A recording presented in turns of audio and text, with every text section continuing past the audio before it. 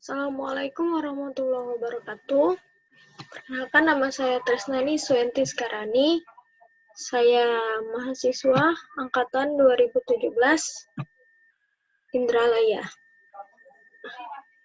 Di sini saya mengusung judul tentang pengembangan e-learning materi fluida dinamis untuk mengembangkan kreativitas siswa. Nah, latar belakang dari saya memilih ini itu karena sulit ditemukannya e-learning materi fluida dinamis yang berfokus pada keterampilan berpikir kreatif siswa. Lalu, ada rumusan masalahnya.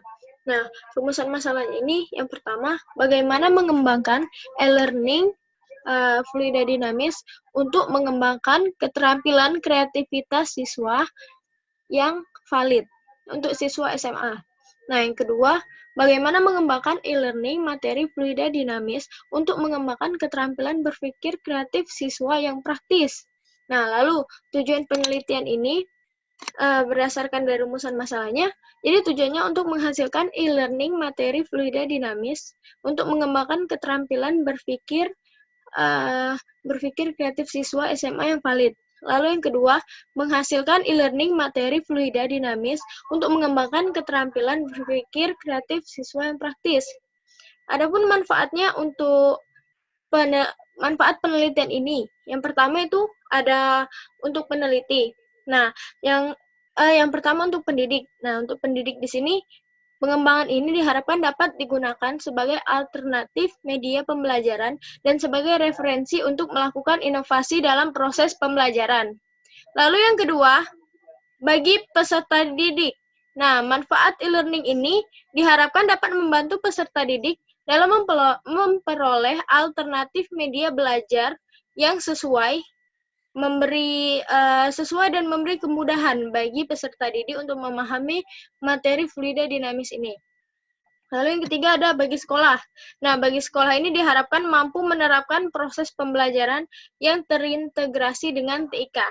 Nah, lalu yang keempat, bagi peneliti lain. Nah, bagi peneliti lain, penelitian ini diharapkan bisa menjadi referensi untuk mengembangkan media pembelajaran fisika berupa e-learning yang lebih baik. Lalu selanjutnya, tinjauan pustaka. Nah, tinjauan pertama itu ada e-learning. Nah, di sini ada pengertian e-learning. Nah, e-learning itu merupakan proses pendidikan yang memanfaatkan teknologi, informasi, dan komunikasi untuk menjembatani kegiatan belajar mengajar, baik secara sinkronus maupun asinkronus. Nah, lalu manfaat e-learning ini, yang pertama, karakteristik e-learning. Nah, menurut Munir 2009, karakteristik e-learning ini yang pertama, bisa memanfaatkan jasa teknologi elektronik sehingga dapat untuk memperoleh informasi dan melakukan komunikasi dengan mudah dan cepat. Lalu yang kedua, memanfaatkan media komputer seperti jaringan komputer dan internet. Nah, yang ketiga, menggunakan materi pembelajaran yang untuk dipelajari secara mandiri. Yang keempat, materi pembelajaran dapat disimpan di komputer, sehingga dapat diakses oleh pengajar maupun peserta didik. Nah, yang kelima, memanfaatkan komputer untuk proses pembelajaran dan juga untuk mengetahui hasil kemajuan belajar. Nah, adapun manfaat e-learning, yang pertama itu pengajar dan pembelajar dapat berkomunikasi secara mudah dan cepat melalui fasilitas internet tanpa dibatasi jarak, waktu, dan tempat. Nah, yang kedua, pengajar dan pembelajar dapat menggunakan materi pembelajaran dalam yang urut dan sistematis dan terjadwal. Lalu yang ketiga, mempermudah dan mempercepat dalam mengakses atau memperoleh informasi yang berkaitan dengan materi pelajarannya. Lalu yang kelima, ada peran peserta didik di sini menjadi lebih aktif dalam mempelajari materi. Lalu yang selanjutnya ada pembelajaran blended. Nah, pembelajaran blended ini adalah suatu sistem pembelajaran yang mengkombinasikan sedemikian rupa antara strategi pembelajaran sinkron dan asinkron dalam rangka menciptakan pengalaman belajar untuk mencapai capaian belajar yang telah ditentukan secara opsional. Nah, blended ini tidak hanya menggabungkan pembelajaran tatap muka dan pembelajaran internet atau online, tapi juga menentukan strategi pembelajaran campuran yang paling tepat untuk mencapai serangkaian hasil belajar yang diinginkan. Lalu selanjutnya itu ada Learning Management System.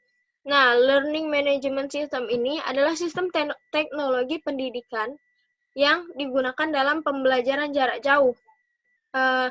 Ini yang paling sering digunakan, konsep pembelajaran jarak jauh dan konsep web-based learning atau internet-based learning, dikenal pula dengan sebutan e-learning, atau ini bisa disebut dengan nama lain dari e-learning. Nah, karakter utama dari LSM ini adalah pengguna yang merupakan pengajar dan peserta didik. Keduanya harus terkoneksi dengan internet, menggunakan LMS dapat menghubungkan siswa, guru, bahkan orang tua siswa juga dengan proses pembelajaran secara online. Lalu selanjutnya, Schoology. Nah, Schoology ini adalah salah satu LMS yang memberikan kesempatan siswa dan guru untuk memperoleh informasi melalui internet. Nah, Schoology ini alatnya, alat pendidikan yang menjanjikan untuk memenuhi tantangan saat ini. Nah, Schoology ini merupakan pembelajaran online, manajemen ruang kelas, platform jejaring sosial yang berupaya meningkatkan pembelajaran melalui komunikasi, kolaborasi, dan yang lebih baik, peningkatan akses ke kurikulum dan konten tambahan. Schoology ini medianya, aplikasinya. Lalu selanjutnya, model Roundtree. Model pengembangan Roundtree ini merupakan model yang berorientasi pada produk yang dihasilkan. Model pengembangan Roundtree ini terdapat 3 tahap, yaitu perencanaan, terus pengembangan, dan tahap evaluasi. Tahap perencanaan ini terbagi dalam beberapa sub, yaitu analisis kebutuhan dan perumusan tujuan. Tahap pengembangan terbagi menjadi beberapa sub lagi, yaitu pengembangan topik, penyusunan draft, produksi prototipe, terus tahap evaluasi, yaitu evaluasi ini menggunakan model formative Tesmer. Nah, formative Tesmer ini merupakan evaluasi yang digunakan untuk mengetahui kelebihan dan kekurangan pembelajaran yang dilakukan dengan cara bertahap. Nah, adapun metode penelitiannya ada menggunakan metode development research, yaitu penelitian pengembangan, lalu menggunakan model Roundtree. Tadi sudah dijelaskan model Roundtree itu. Nah, selanjutnya subjek penelitian itu siswa kelas 11 IPA 1 dan kelas 12 IPA 1 SMA Negeri 1 Unggulan Indralaya Utara. Waktu dan tempat penelitian itu di SMA Negeri Indralaya Utara itu dilakukan pada semester ganjil sesuai materi fluida ini digunakan. Selanjutnya, prosedur penelitian. Nah, yang pertama, pada prosedur penelitian ini ada tahap perencanaan. Nah, tahap perencanaan ini terbagi menjadi 2. Yang pertama, analisis kebutuhan peserta didik. Nah, analisis kebutuhan ini dilakukan untuk mengidentifikasi kebutuhan peserta didik. Analisis ini dilakukan dengan mengetahui masalah yang sedang dihadapi di lapangan yang berhubungan dengan pembelajaran fisika. Lalu yang kedua, perumusan materi pembelajaran. Tujuan pembelajaran ini dapat dikembangkan dari rumusan tujuan pembelajaran yang terdapat pada silabus maupun dengan melalui proses analisis kebutuhan, serta pengalaman tentang hambatan-hambatan dalam pembelajaran yang dihadapi oleh siswa. Lalu yang kedua ada tahap pengembangan. Tahap pengembangan ini terbagi menjadi 3 tahap, yaitu pengembangan topik. Pengembangan topik ini materi pembelajaran.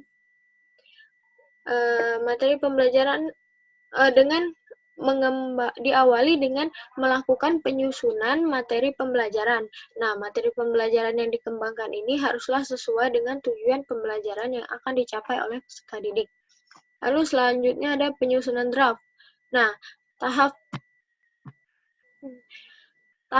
penyusunan draft ini dilaksanakan dengan membuat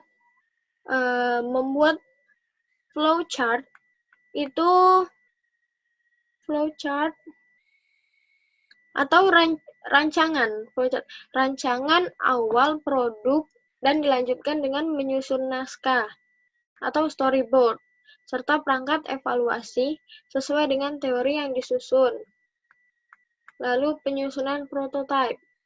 Nah, penyusunan prototipe ini pada tahap produksi prototipe ini kegiatan yang akan dilaksanakan yaitu pembuatan grafis, e-learning, pembuatan video, pembuatan audio, dan digital yang disesuaikan dengan rancangan awal produk. Lalu, tahap evaluasi. Tahap evaluasi ini dibagi jadi 4, yaitu self-evaluation. Self-evaluation ini merupakan penilaian sendiri oleh peneliti terhadap produk yang telah dikembangkan.